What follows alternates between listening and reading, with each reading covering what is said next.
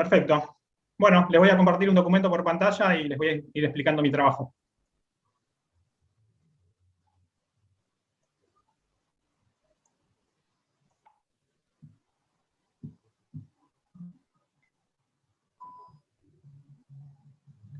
Bueno, antes que nada me presento, o sea, para todos los que no me conocen, igual, bueno, Griselda hizo la introducción. Mi nombre es Roberto Altamore, yo soy abogado, me recibí en la Facultad de Derecho de la UBA, soy especialista en Derecho del Trabajo, también graduado en la misma facultad. Actualmente estoy trabajando desde hace varios años en la Secretaría de Energía, en la Dirección de Asuntos Contenciosos, que hoy dependemos de que llevan todos los juicios de relevancia económica e institucional que llegan al Ministerio.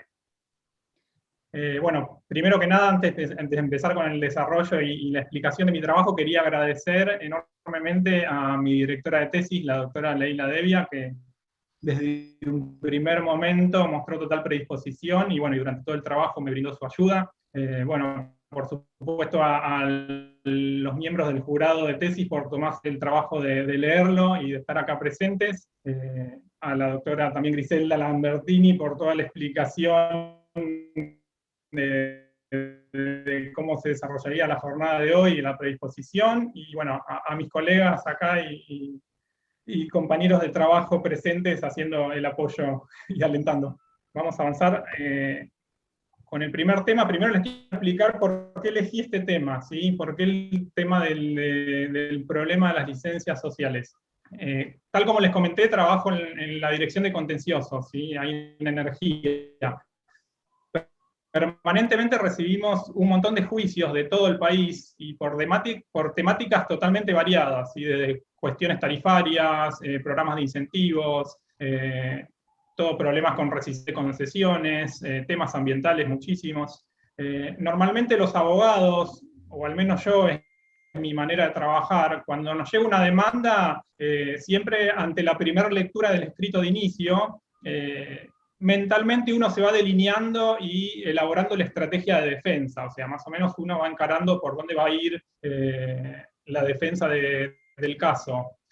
En 2017 me pasó algo distinto particularmente. Llegó una demanda de la comunidad mapuche tehuelche, el OFEMAPU, que es uno de los juicios que comento en el trabajo.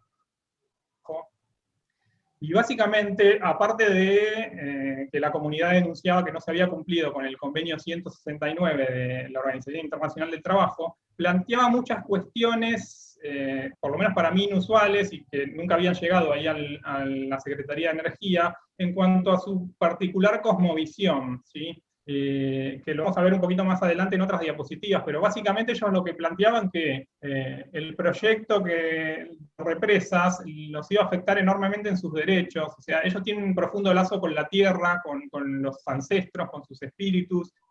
Entonces, básicamente, para resumir, porque después me voy a explayar en otros slides, ellos decían que mover una piedra del lugar ya los afectaba en sus derechos. Ante tal planteo uno queda ciertamente perplejo, porque bueno, ¿qué contestar si en definitiva es su cosmovisión, su manera de ver el mundo? Entonces, ¿cómo elaborar una mejor estrategia de defensa en ese caso? Eso me llevó a, bueno, investigar y estudiar un poco más el tema. Paralelamente estaba cursando la maestría, así que bueno, lo consideré como un tema interesante para el trabajo de tesis.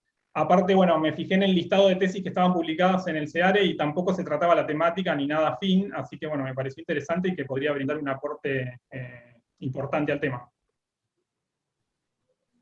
Entonces, bueno, planteé, de acuerdo a lo que les expliqué, como objetivo general, exponer todo este potencial problema que representan las licencias sociales, justamente para el caso de los proyectos energéticos, todo circunscrito al ámbito de las comunidades originarias, ¿sí? Y bueno, y la necesidad de diseñar y encauzar y reglamentar todo un proceso de consulta que en definitiva resulte útil y beneficioso, tanto para las partes y obviamente para el avance de las obras, ¿sí? Entiendo que estamos en una maestría en energía, si bien en el trabajo todo un desarrollo de toda la cuestión indígena los derechos indígenas, el objetivo fundamental es que se puedan construir las obras energéticas.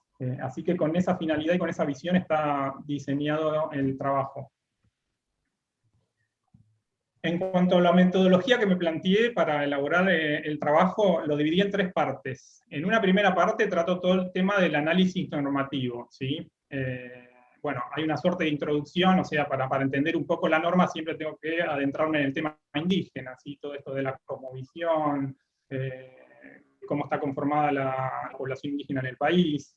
Después, bueno, trato la norma específicamente en cuanto al derecho de participación y consulta, tanto a nivel nacional como internacional, y después cómo se aplica la normativa en el país.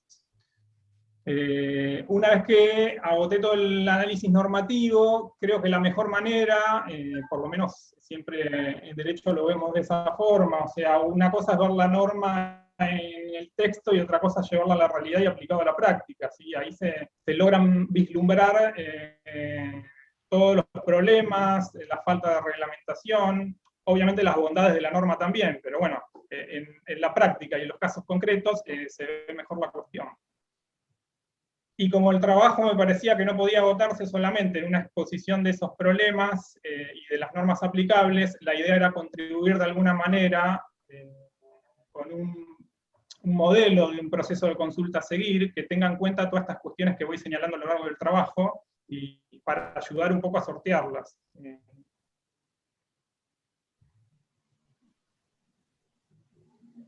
¿Qué fuentes utilicé para el trabajo? Les quería contar un poquito.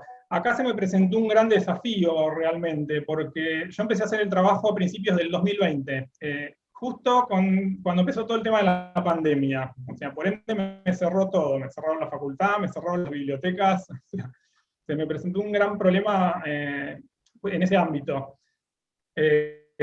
Por suerte, bueno, la Facultad de Derecho me dio acceso a toda una biblioteca virtual enorme, hay muchísimos también, saqué información de muchísimos portales jurídicos, donde estuve doctrina y jurisprudencia, y obviamente las páginas de distintos organismos oficiales que contienen la temática. A modo de ejemplo, bueno, en el boletín oficial, todo lo que es la cuestión normativa, en la página del Congreso de la Nación, yo menciono en el trabajo muchos proyectos de ley en cuanto al convenio 169, tanto en cuanto a la parte de reglamentación como a otorgarle jerarquía constitucional. Hubo proyectos en ese sentido. Bueno, la Corte Suprema, obviamente, por la INAI, el Instituto Nacional de Asuntos Indígenas, que no podía faltar, el INDEC, en toda parte poblacional, que ahora voy a explicar, IASA, que es la empresa comitente de la obra Represas, el Ministerio de Ambiente, obviamente, los organismos internacionales de las normas que trato en el trabajo, tanto la OEA, Naciones Unidas, la OIT, obviamente, la página del Poder Judicial de la Nación, también por la jurisprudencia, la UTE de las Represas, la Secretaría de Energía donde trabajo, y bueno, todos los portales jurídicos que mencioné reconocidos, la ley y el derecho, y obviamente el aporte de la facultad. De todos esos lugares extraje información que está citada en el trabajo.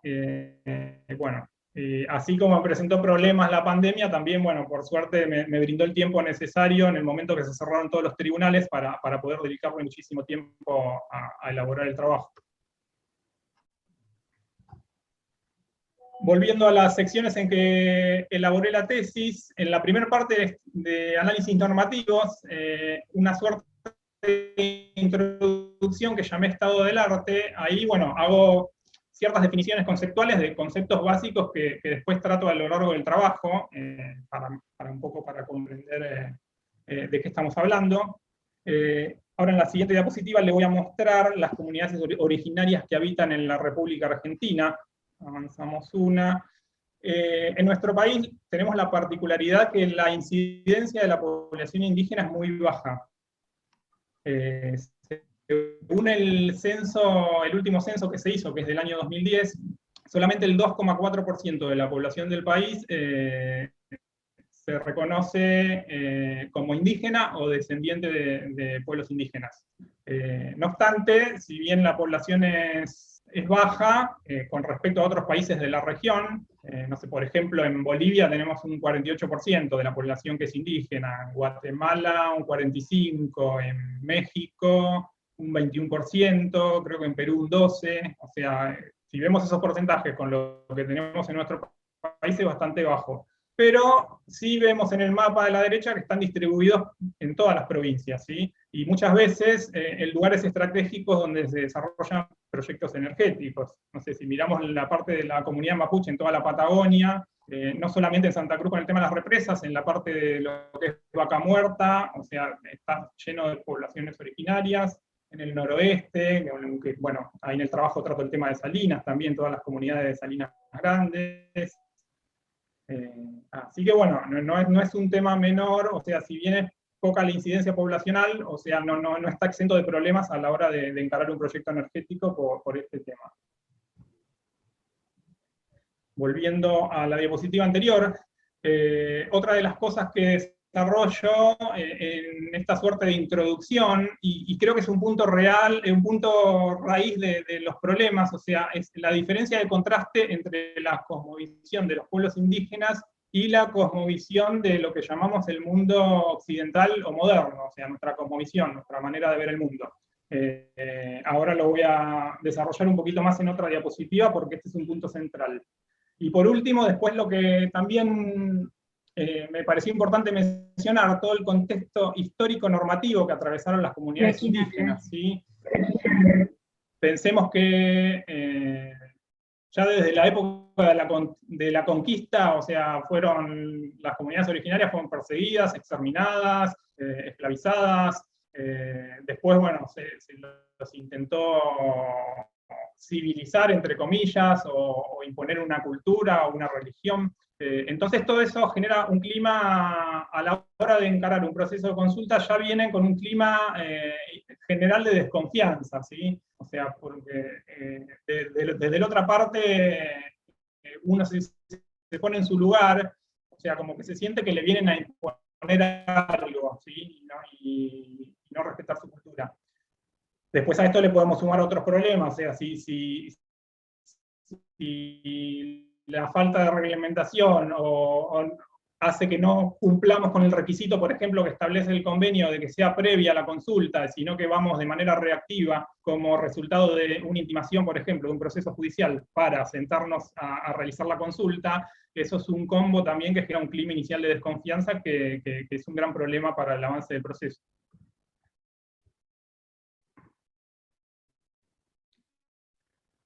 Bueno, y aquí me quería detener un minutito más en el tema de la cosmovisión de los pueblos indígenas. Esto que le mencioné al principio también de cuando llegó la demanda de la comunidad mapuche, de que me llamó mucho la atención y se torna, de cierta manera, poder entender, o sea, que es una visión totalmente contrapuesta y, bueno, a la hora de encarar un proceso de consulta hay que tener en cuenta todas estas cuestiones.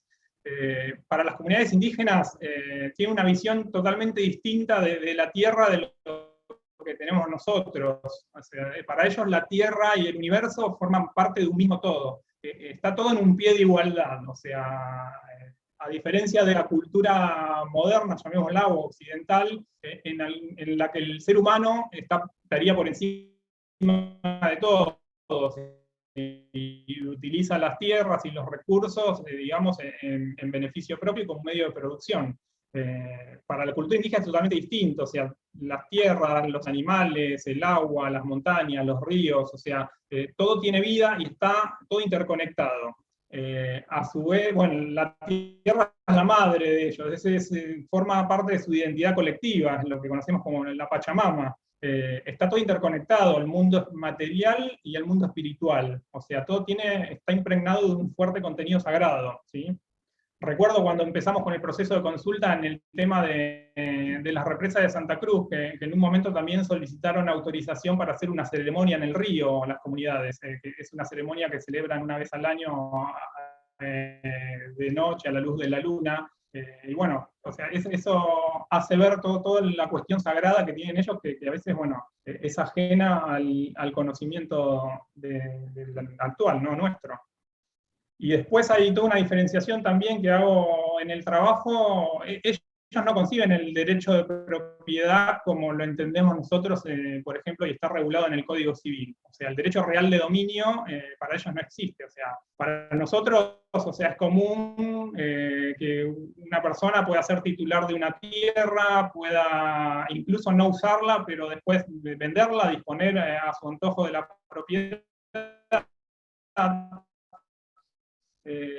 Para ellos es la propiedad comunitaria de la tierra, ¿sí? O sea, la tierra pertenece a la comunidad, ¿sí? Es indivisible y es un bien colectivo. O sea, de hecho, en el Código Civil, cuando se reformó el Código, la propiedad comunitaria de la tierra, si bien queda sujeta a una ley especial que la regule, no está en el capítulo de los derechos reales, en el libro que trata los derechos reales, sino en la parte de derechos y bienes. O sea, como que son dos cosas totalmente diferenciadas.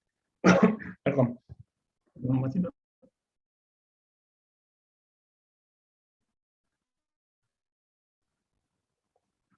La raíz para entender la problemática de la consulta a las comunidades es este tema de diferenciar y el tema de las distintas cosmovisiones, que en muchos aspectos se contradicen.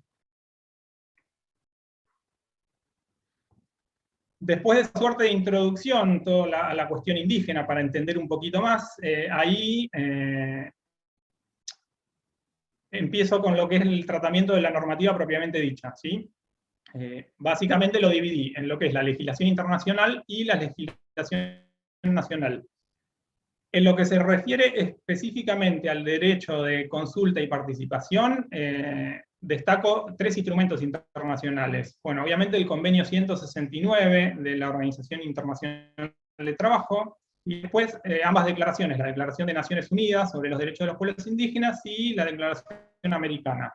Son muy similares las declaraciones, ahora le voy a hacer un comentario al respecto. ¿Qué establece el convenio 169? Regula muchísimas cuestiones atinentes a la cuestión indígena, ¿sí? Desde la parte educacional, laboral, de seguridad social, pero bueno, lo que atañe a la consulta en sí, destaqué en el trabajo ciertos artículos, por ejemplo, no sé, el 6, el 7, el 15, con respecto al manejo de los recursos naturales, y básicamente, para extraer la idea del convenio, lo que dice es, cada vez que se va a adoptar alguna medida administrativa o legislativa susceptible de afectar los derechos de los pueblos indígenas, estos deben ser consultados. Agrega también el convenio que las consultas deben ser de buena fe y con la finalidad de llegar a un acuerdo o lograr el consentimiento. Subrayo estas dos palabras, acuerdo, consentimiento, porque bueno, son cuestiones también que generan conflicto, ya que no hay una reglamentación al respecto. Ahora, después voy a comentar un poquito más. Y él reitera muchos conceptos en cuanto a la necesidad de la consulta a las comunidades.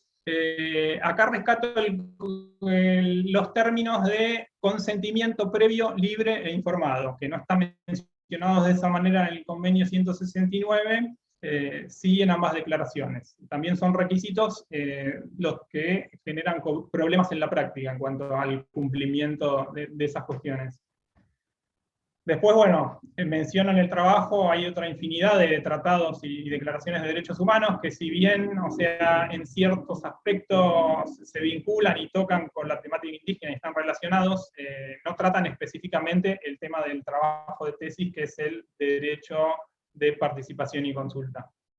En cuanto a la legislación nacional, también, o sea, hay muchísimas leyes. Rescato la Constitución Nacional con la reforma del 94, que estableció también en lo que es el derecho de participación, bueno, además de reconocer la preexistencia de todos los demás derechos de las comunidades, habla de asegurar su participación en la gestión de sus recursos naturales y de los demás intereses que los afecten.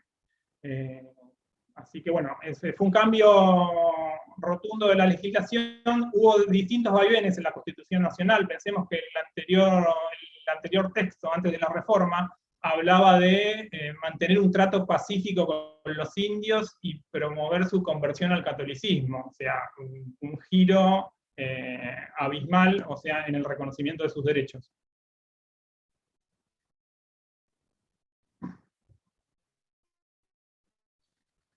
En la última parte de la sección de análisis normativo, ahí, bueno, después de explicar toda la normativa,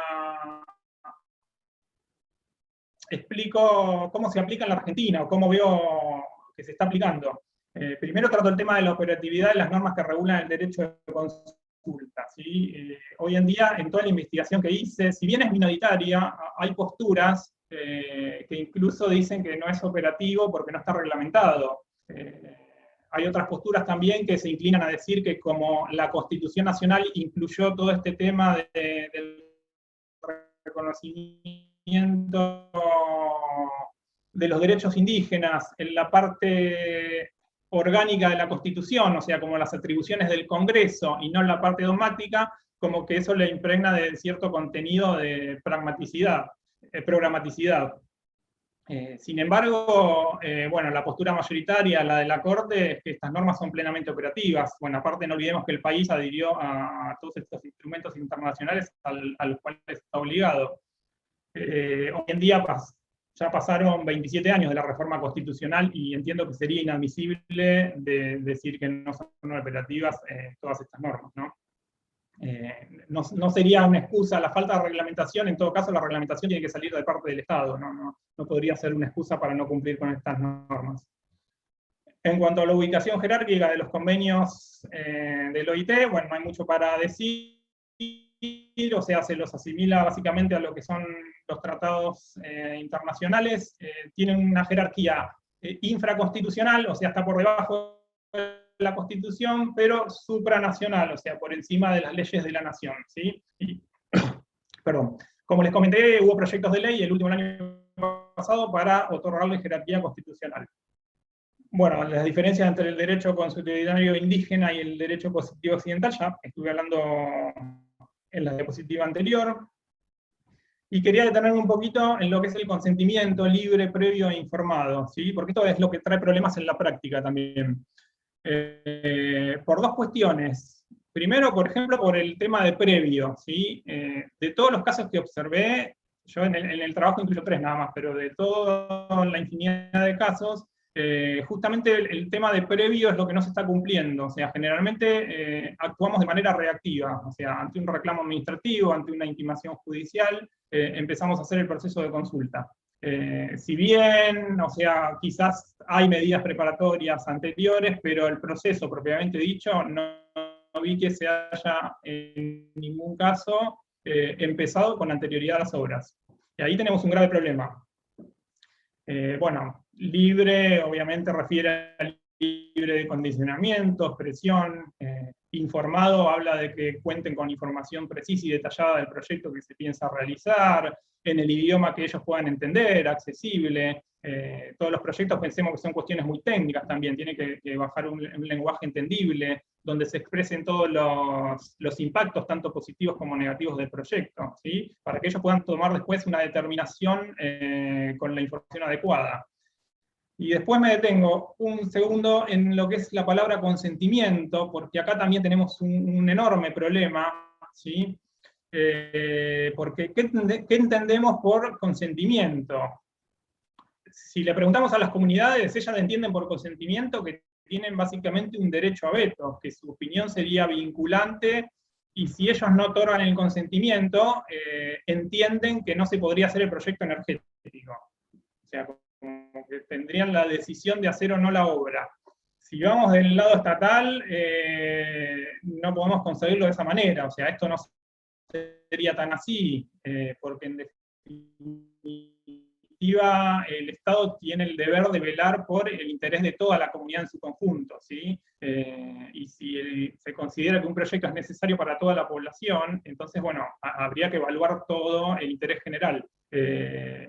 Sí, estamos de acuerdo. Bueno, hay una opinión que cito en el trabajo de la Organización Internacional de Trabajo, propiamente dicha. O sea, sabemos que los instrumentos internacionales deben interpretarse justamente por el sentido que dan los organismos de donde emanan. Que justamente dice que no prevé, no habilita un derecho a veto este tema de la consulta, pero sí que en todo caso deben respetarse siempre las garantías y los derechos fundamentales. Sí, quizás también hay que analizar y se establece una suerte de graduación en cuanto al mayor o menor peso que tiene que tener el consentimiento de acuerdo al proyecto de que se trate. No es lo mismo que yo tenga que hacer un proyecto y en un lugar donde están viviendo las comunidades y tengan que ser desplazadas, y ahí sí se justifica más un consentimiento en el sentido de aprobación, que si tengo que hacer otro proyecto en donde no están asentadas las comunidades y las afectaciones que puedan llegar a tener son más leves, ¿sí? Entonces, eso es algo que creo que tiene que tratar la reglamentación porque presenta un potencial problema. Bueno, el cumplimiento de la normativa ya más o menos les adelanté, o sea que estamos como bastante atrasados en lo que es el cumplimiento y generalmente reaccionamos tarde. En el estudio de casos, no lo voy a tratar por una cuestión de tiempo, simplemente 2 palabritas, o sea, ahí trato 3 casos. Tomo el de las represas hidroeléctricas del río Santa Cruz. Quizás, bueno, vicisitudes y todos los problemas que van surgiendo los tengo en detalle. Y después, bueno, el caso de las salinas también, que es un gran problema en la zona de La Puna. Le agradezco, en el caso de las salinas, me comuniqué con la doctora Alicia Chalave, que es quien representó a las comunidades en el reclamo ante la Corte, y me brindó bastante información al respecto. Y después, bueno, otro caso de explotación y exploración de hidrocarburos en Neuquén.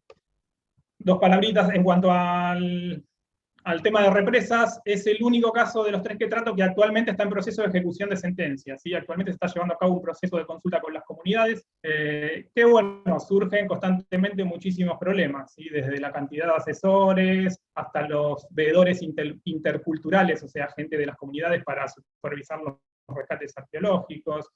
Bueno, son todos detalles que tuve en cuenta a la hora de elaborar un modelo de proceso de consulta para poder superarlos. Paso rápido con una cuestión de tiempo. Les consulta que se está llevando a cabo en las represas. Este fue en Río Gallegos, esta reunión del proceso de diálogo. Son muchas las partes, como verán, o sea, tanto del organismo estatal, las comunidades, la empresa que está a cargo de las obras, de IEASA. En el proceso interviene en carácter de veedor el secretario del juzgado. Acá hay otra foto, que esta sí son comandante Luis Piedrabuena. Pasamos. Y bueno, en la última parte de la tesis, en cuanto traté de, a modo de brindar una ayuda para sortear todos estos problemas, de diseñar una suerte de modelo de proceso de consulta, ¿sí? Que lo dividí en 6 etapas.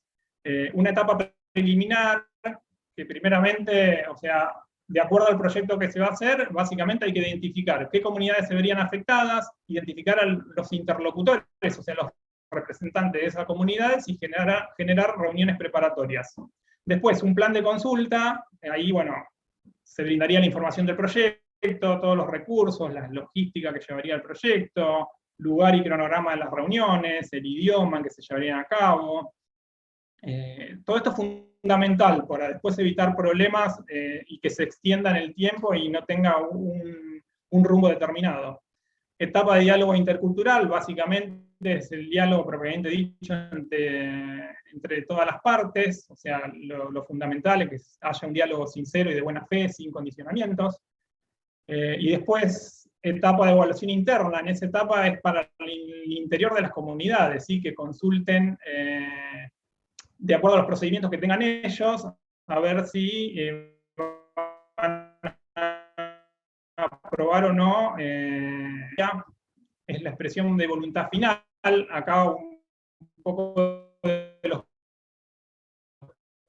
los que les expliqué anteriormente, de las posibilidades son de que acepten el proyecto y lo rechacen, o que determinen algunos condicionamientos al proyecto, ¿sí? Siempre la decisión que se tome deberá formularse y redactarse en un convenio, y en el caso que ellos no aprueben el proyecto y el Estado decida avanzar, deberán en todo caso fundamentarse y respetarse los derechos fundamentales. Y bueno, y finalmente una etapa de monitoreo, de monitorar todo lo que se acordó en el proceso de consulta. Finalmente, para ir cerrando, me queda poquito tiempo, básicamente volviendo al título de la tesis, cuando planteé el potencial problema de las licencias sociales, en un momento se me comentó diciendo, bueno, capaz que dejar directamente que sean las licencias sociales y no aludir a un potencial problema. aparte de que soy un poquito cabeza dura, o sea, creo que el objetivo de mi trabajo justamente era darle una vuelta de tuerca y expresar justamente eso, la preocupación y todas estas cuestiones que surgen en la práctica que hacen peligrar un proyecto energético. Los problemas son muy variados, ya se los fui describiendo a lo largo del trabajo, y bueno, creo que la clave va a ser un diálogo sincero y de buena fe entre las partes, que se necesita una reglamentación que establezca reglas claras, que establezcan los alcances del consentimiento, ¿sí? Para evitar todos estos problemas. Y bueno, como conclusión, el desafío va a ser diseñar mecanismos, o sea, a través de la reglamentación pertinente, que armonicen tanto los sistemas jurídicos nacionales con la cosmovisión y los sistemas jurídicos de los pueblos indígenas, y que en todo caso se adopte la decisión que se adopte, que se respeten los derechos fundamentales. Para resumir con una imagen, creo que se trata de esto, ¿sí? de tratar de armonizar dos cosmovisiones, dos culturas totalmente distintas, y que en definitiva resulten ambas beneficiadas.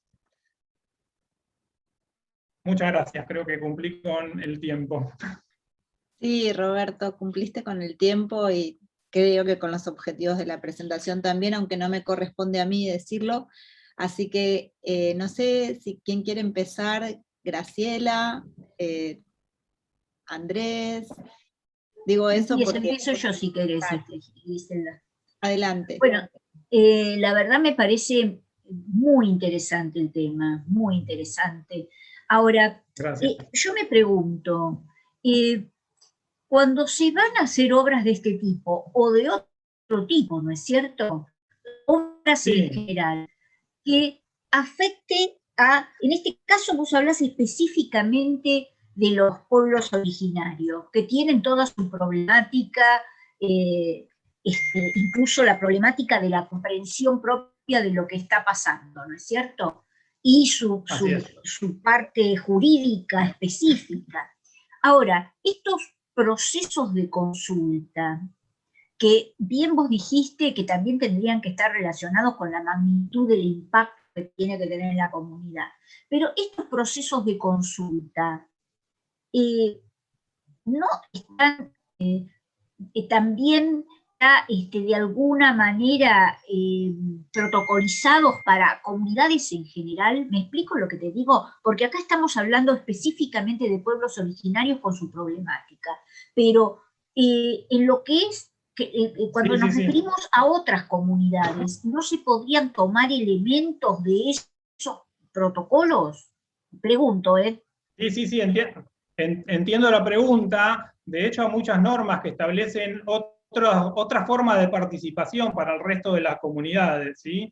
Se me viene a la mente la causa de represas que tengo en mente, o sea, de hecho, las represas vienen con una cautelar de la Corte que mandó a cumplir la ley de obras hidráulicas, y en ese contexto también se tuvo que convocar una audiencia pública en el Congreso de la Nación, donde ahí se discutían todas las cuestiones del proyecto, incluyendo las ambientales, y todos los impactos que iba a generar en la población. La diferencia, o sea, consulta hay que hacer siempre a toda la comunidad, ¿sí? El tema que en el caso de las comunidades originarias, por sus particularidades, ¿sí?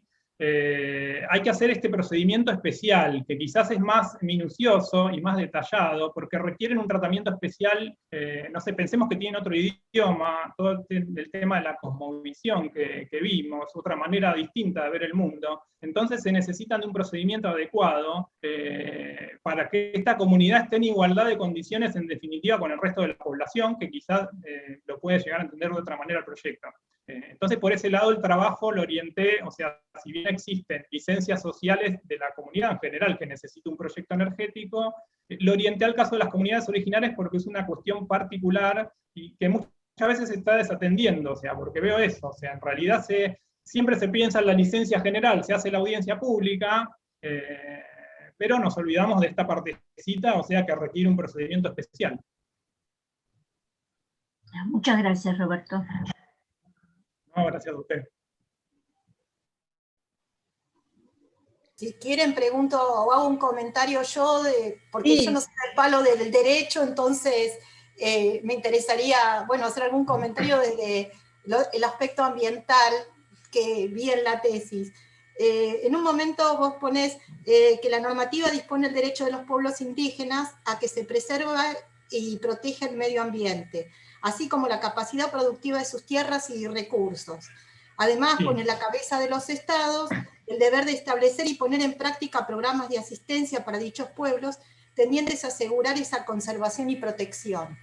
Y yo me puse a pensar, por ejemplo, el caso de lo que pasó en Esquel, porque ellos defendían la capacidad productiva de sus tierras y recursos, pero resulta que la minería puede ser altamente productiva y le puede dar un montón de recursos.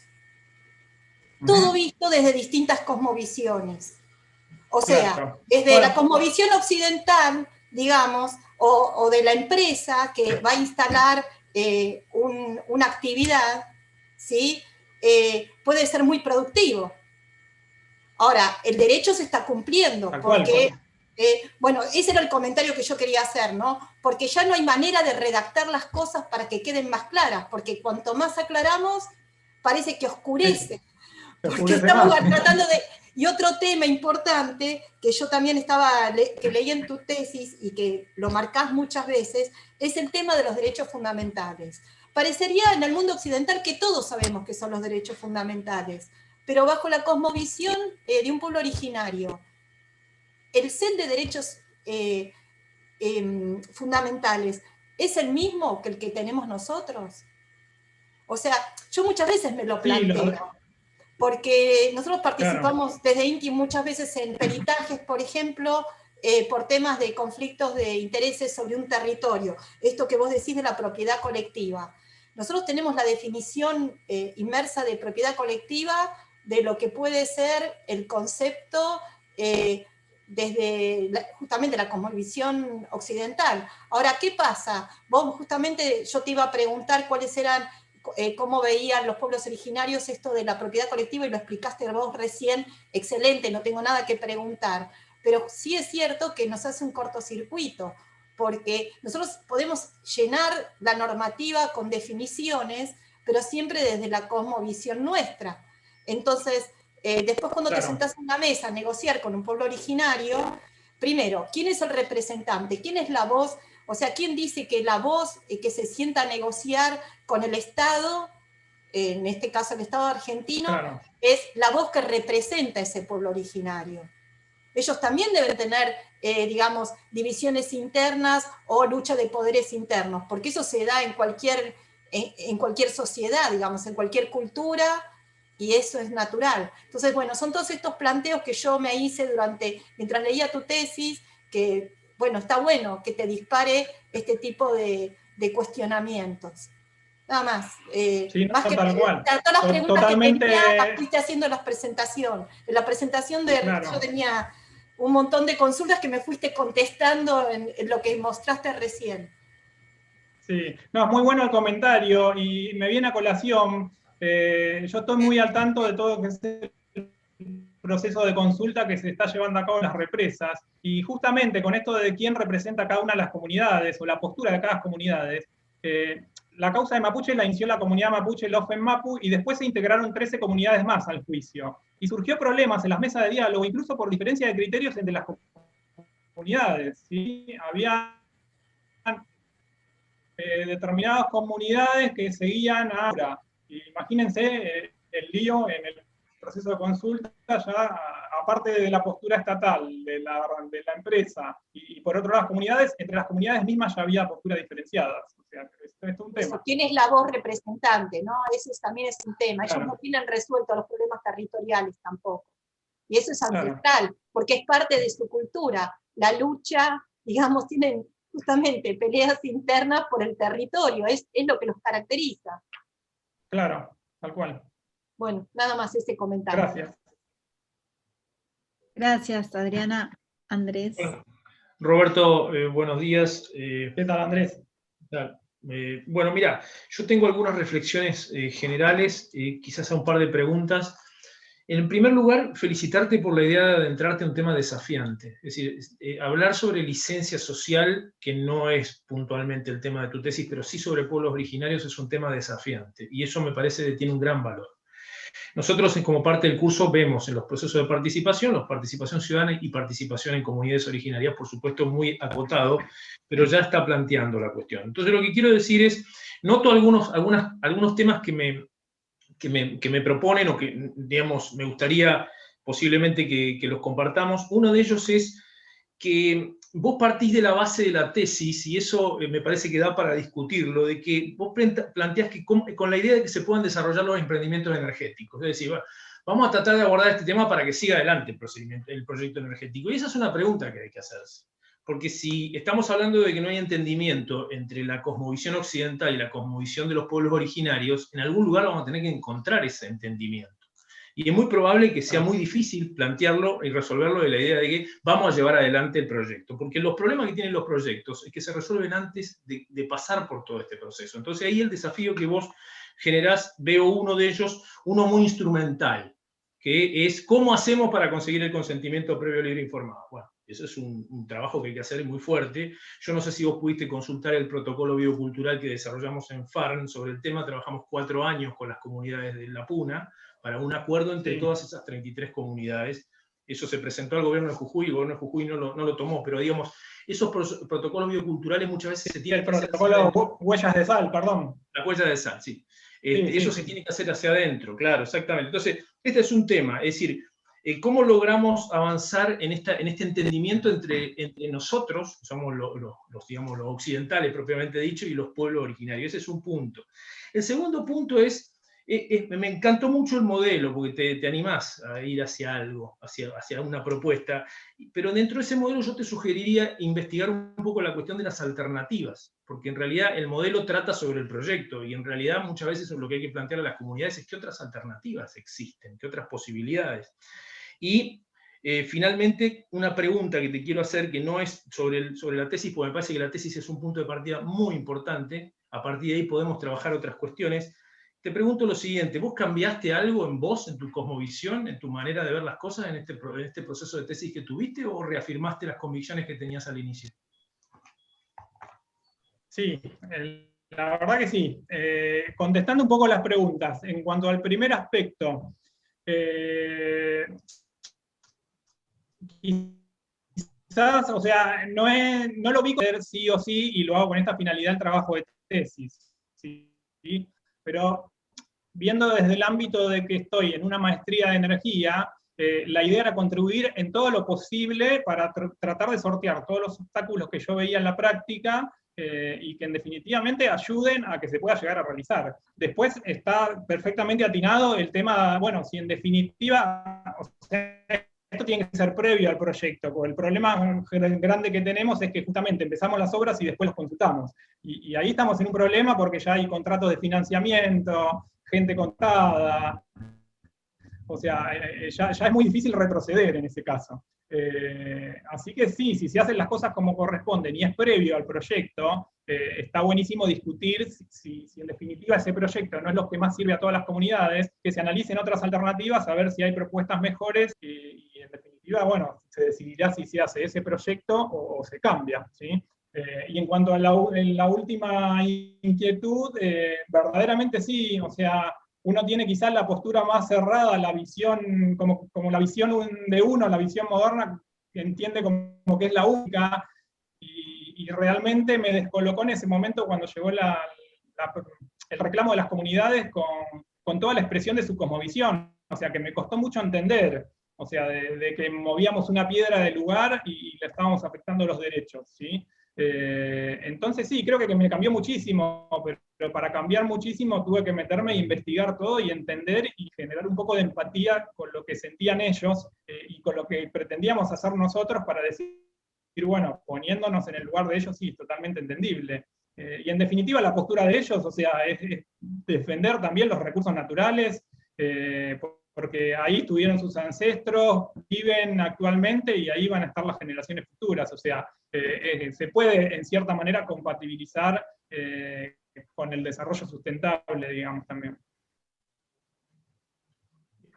No sé si contesté la pregunta. Sí, no, la idea es que una tesis de este tipo necesariamente cambia visiones, cambia ideas, y parece muy interesante. Y digamos, un poco siempre el desafío que hacemos en los cursos es no solamente pensar desde lo instrumental, es decir, no estamos acá para resolver un rompecabezas, sino también para pensar de cómo los modelos tienen que cambiar para adecuarse de alguna forma. Así que muchas gracias por la respuesta. ¿Puedo decir algo? Gracias. Pero, ¿puedo decir algo? No, a Obvio. mí la verdad que me interesó muchísimo, y además me interesó sobre todo porque yo le acerqué, después te acerqué, viste, la de la comunidad, la última de la comunidad mapuche, el último fallo muy interesante de Villa Pegüeña, pero ya era un poquito tarde para incorporarlo, porque ahí hay un cambio en el sentido de respetar, por más que haya un municipio constituido, hay una cuestión de respetar. Y otra cosa que me quedó en el tintero, como está Andrés, que me parece que después lo tenés que relacionar con el acuerdo de Escazú. Algo te había tirado, porque va a tener bastante incidencia, así que después lo vamos a charlar también con Andrés, porque me parece que es un tema que podríamos seguir desarrollando durante la maestría a partir de la tesis, e impulsar muchas tesis más que tengan que ver con las comunidades. Gracias. Y es perfecto. Si querés publicar, ahí puedes hacer esa revisión, ¿no? Porque es una tesis en perfecta condición de poder hacerlo. Sí, bien. Muchas gracias. Buenísimo. Roberto, y si salís airoso de esto, vos mismo podés dirigir una próxima tesis de algún compañero, y sí, realmente podés ayudar a completar lo que es la continuación de esto, como proponía Leila. Bueno, muchas gracias. Si los jurados no tienen más que decir por ahora, pasamos a la deliberación. Sí, ¿no? Listo. Pasamos Salimos nosotros y quedamos en espera. Por favor, sí. Roberto, Jimena, Paola, la misma directora, ¿no? Debería estar. No estoy, pero me sacan o salgo yo. Porque Vos salí, no, porque si te sacan, te transportan y te vuelven a entrar. Si te sacamos no podemos volver, hay un tema así. Bueno. Salgan por favor ustedes, Dale. y al ratito vuelven a ingresar a sala de espera, y Melina, que se queda con nosotros, los va a hacer ingresar cuando esté concluido el acta. Gracias. Bueno.